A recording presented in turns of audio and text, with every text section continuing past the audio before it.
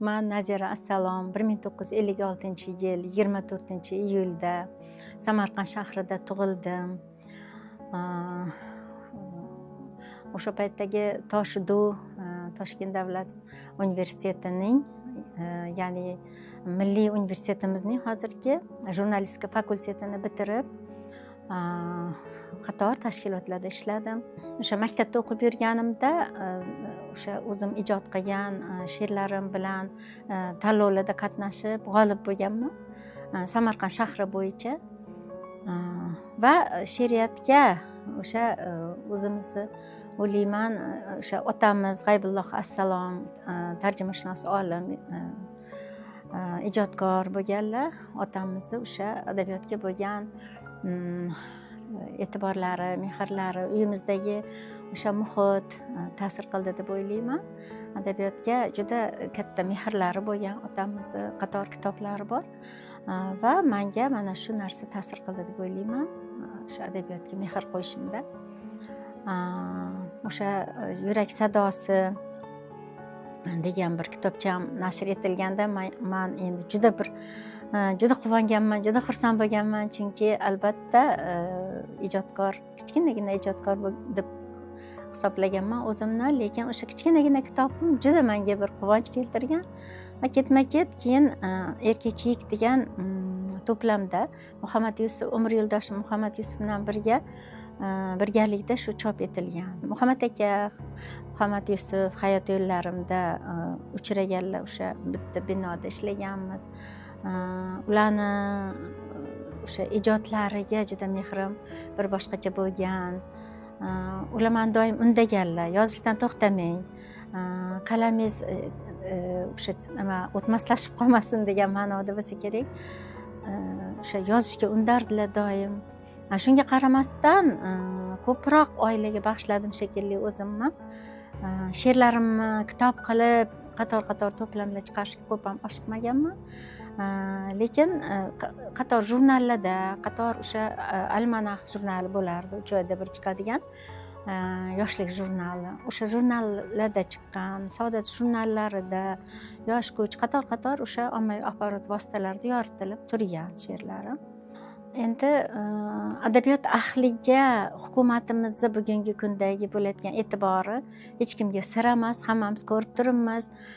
Juda katta ishlar amalga oshirildi va shularning qatorida qarangki, nafaqat adiblarga, shoirlarga, ularning oilalariga ham shunday bir katta e'tiborlar bo'lganidan boshimiz juda ko'kka yetdi. O'sha qator ijodkorlarni rafiqalariga ham fidokorona xizmatlari uchun, shaxsan menga fidokorona xizmatlari uchun degan o'sha ordenni topshirilishi men uchun endi juda kutilmagan bir hol bo'lgan.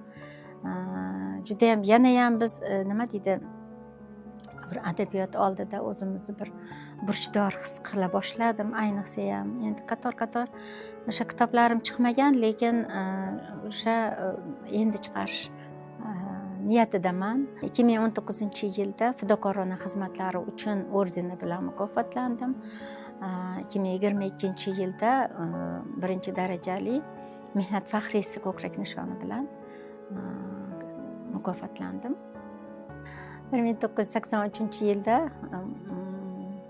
Muhammad Yusuf bilan turmush qurib, o'sha 3 qiz farzandlarimizni topdik. Qator nabiralarim bor, Allohga shukr. Ijodkor qizim ham bor. Kasbkorlari bizdan uzoq emas. Jurnalist, bitta qizimiz jurnalist. Bitta qizimiz yana yozuvchilar uyushmasini bir xodimi. Yana bir qizim bankda ishlaydi, lekin asosiy ijodkor qizim Madina Muhammad deb nom berdik, taxallus berdik. Yaxshi ijod qilyapti, kitoblari chiqdi. Qator nevaralarim bor. To tirikman, nomingni osmonlarga ko'targin.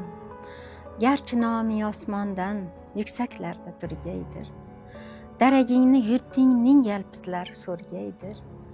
Nazming sinalarning dimog'iga yetkargin. To tirikman sen bo'lib qaytmog'im bor dunyoga. aytmagan gaplaringni aytmog'im bor dunyoga. Orzularing, armoning menikidir endi yor. Zulmatlarda topingim sen qoldirgan ziyoga. To tirikman so'lmagay sendan qolgan bo'stonim. Bu qorong'u dunyoda mening yorug' jahonim. Umr yo'lda ketarman, garchi bugun men yolg'iz. Ishqing menga panohdir, ruhing mening qo'rg'onim. To tirikman dillarga tuyg'ularing ulashgum. Vatanim deb kuyingan qayg'ularing ulashgum. Seni sog'inib kelgan chechaklarda qarzim bor. Qabring uzra ko'kargan qizg'aldoqla tillashgum. To tirikman jonimda, qonimda o'zing borsan. Ko'nglimning karvoniga o'zing bek, o'zing norsan. Garchi qo'llarimni sen tutolmassan endi hech. Bor ekanman sen mening ko'nglimda barqarorsan. To tirikman nomingni osmonlarga ko'targum.